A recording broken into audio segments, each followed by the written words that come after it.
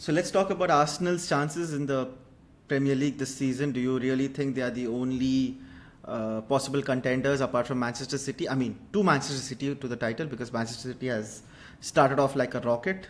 Haaland with Yeah. those 3 goals. Deepak, Usually, so what do you reckon? Manchester City is going to win the league this season or still sticking with Arsenal as your top team? I want Arsenal to win just because I want there to be a change. I don't like somebody winning it over and over and over again, just reducing it to a trophy that's probably decided even before the season starts. So I Typical don't want that Deepak. to happen. Supported Max Verstappen when everyone was with. I mean, okay, when I was Exactly. supporting Hamilton. That is the actual reason why I wanted Max Verstappen to win. I'm no Max Verstappen fan by a long stretch, but I just wanted him to win because I was fed up with Hamilton winning every season and reducing the sport to a charade. But uh, that's the same reason why I want Arsenal to win. I'm not a supporter of them by any stretch of the imagination. So let's. Looking from a Man City perspective, I think Hmm. they were obviously amazing. There's nothing more to really add. Haaland Yeah, is just doing Haaland type things. The yeah, problem it's with Man City there's no usually every problem. season has There's been no no, problem. usually every season has been that they start slow and they give other teams hope, and usually they crush that hope by the end of the season. This year, they've decided to not even give us that hope. They've just started on fire, and there's Yeah, really not much we can think about. But hopefully, they'll go into some sort of a hiccup period at some point, yeah, making the yeah. league a I bit more mean, competitive. without Kevin De Bruyne, they're doing this. So what do you Yeah. expect? I mean, you probably They've need also some. signed Matheus Nunes and Doku, so which, yeah, It's a I don't joke. have much to. It's honestly a joke now. Yeah. They're so good. And this, well, kudos to Pep and the team. They're incredibly good. The top of their game. Every single Yes. player is playing so well. Even players like Akanji, he was sold by Dortmund for like 12 to 15 million. Dortmund's fourth choice centre back when he was sold, behind Nicolas Sule, Hummels, Schlotterbeck.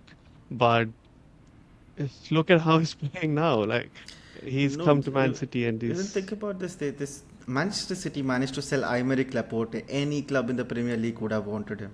yeah. India, he would have slotted in, I think, except for maybe Arsenal, or even maybe with Arsenal, he could have slotted into any I think centre he would back have pairing. slotted in alongside Saliba at Arsenal. It would have been probably good. Yes, exactly, and they just sold him off because Yeah. he was surplus to requirements. That's how strong that and deep that squad is. Yeah. But they've done incredible work in making that squad this good and this deep. But also Pep has done great amount of work coaching these players to hit that Yes, level every single week. And like it's not like he changes his squad quite a lot, and he it does, doesn't but really matter. They play the same way. that is important too to change your squad and to even have Yeah, those yeah. other players in who can always step in. When you're And competing the on multiple levels, they're going for the quadruple this season. They've let that be yeah, known publicly already. So when you're competing on that level, you need to rotate squad. Yeah. exactly.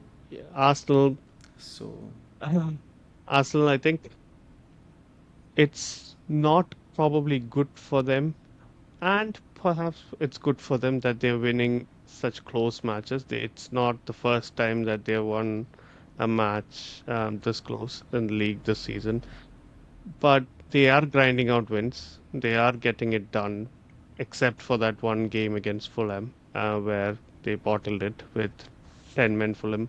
But otherwise, they are grinding games out and they're winning games. what would you say is the one thing that Arsenal need? The one position that it needs to fix? Clearly, I think everybody can agree that it's a centre forward position, probably because Nketiah, Nketiah is probably your dream number two striker. He is the number two backup striker that you want to come in case you have a problem. But Nketiah is not a number one striker. And I don't know what's going on between Gabriel Jesus and Arteta. He doesn't seem to be starting him. Um, so I think there's a lot of problems in that position. They've tried Havertz there. That hasn't worked. Clearly, he can't kick a ball in front of the goal. 2 yards out Honestly, from the, goal. the only Uh, good thing about having Mason Mount is at least Arsenal got Havertz. I think we yeah, got the exactly. probably Chel the better one. Chelsea Probably, I'm not sure. fleeced Arsenal a bit more than Manchester United, I think.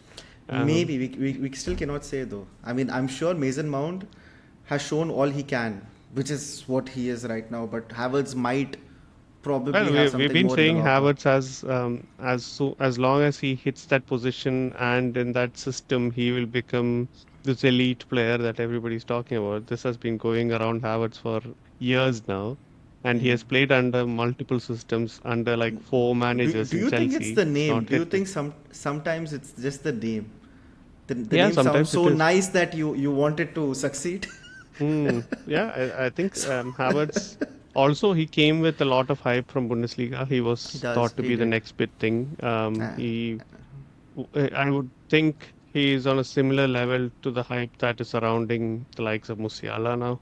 Perhaps when he was at Leverkusen in that season that defined his career, he was considered to be the next big thing, top player who can play as a number 10, number 9, false 9, who can play in the wings if needed, has the defensive output, has also the attacking nous to find space, has the physique to hold the ball, 6 foot 2. Um, i- if you were to Deepak, you're model a describing player, Erling Haaland, the Brazilian Ronaldo and Mbappe hybrid yeah, right now. well, that's what Havertz was thought to be. His hype was unreal, but he's not even come anywhere close to hitting those levels. So, You know the player who's actually doing all of that right now is Jude Haaland, Bellingham. Jude Bellingham, yeah, that's true. Yeah, he's doing that and I'm not much more. sure what his best position is because he's good at every position. Yeah, exactly. I agree. Just coming back to Arsenal, Jude Bellingham's partner in crime in England midfield, Declan Rice, won it for them.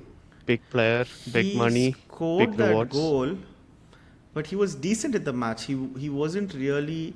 Uh, Yeah, I agree. He wasn't outstanding, he but wasn't. he did He a good wasn't. job, and Yeah. he finished the moment when it came to him in the end. He was nowhere close to the way he was playing last year. I mean, I don't think he really still has whatever. He has not brought out his best game for Arsenal so far.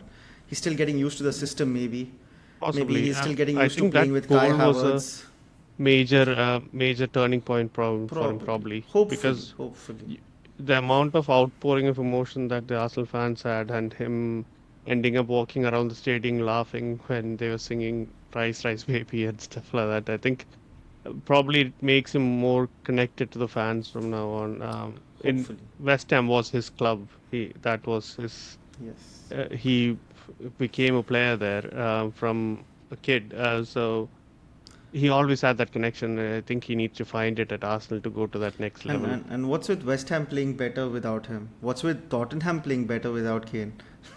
I don't know whether West Ham are playing better without Actually, Rice, yeah, but Ward-Prowse they're is scoring. doing a good job. Edson Yeah, Alvarez is doing another good job. So I think between them, they are managing to they've got 10 um, points. find. Yeah, they've got 10 points and Paqueta. I think that midfield is really interesting, and I think they've got real good potential. Paqueta, Ward-Prowse, and Edson Alvarez. If you Yes. had asked a stat nerd what their sort of dream stat midfield would be, they would have perhaps picked Edson Alvarez in there for sure, and they would have probably Paqueta would also in his Leon days would have been Been a in player there, that they would have yes. picked. Um, Ward-Prowse is in between. He's not fully defensive. He's not completely attacking, and he doesn't have the engine to put in the sort of yards that everybody else does. But in the system where Alvarez is doing all the defensive work and Paqueta is doing most of the creative work, it leaves Ward-Prowse to do his bit, which is to spray long passes, find that gap, just play the game at his own pace, and it's working well so far. True, true. So Arsenal just have to sort out their issues with centre forward, and I think they are really up to something here. Yep. That's it for today. Thank you, All right. and like, share, and subscribe.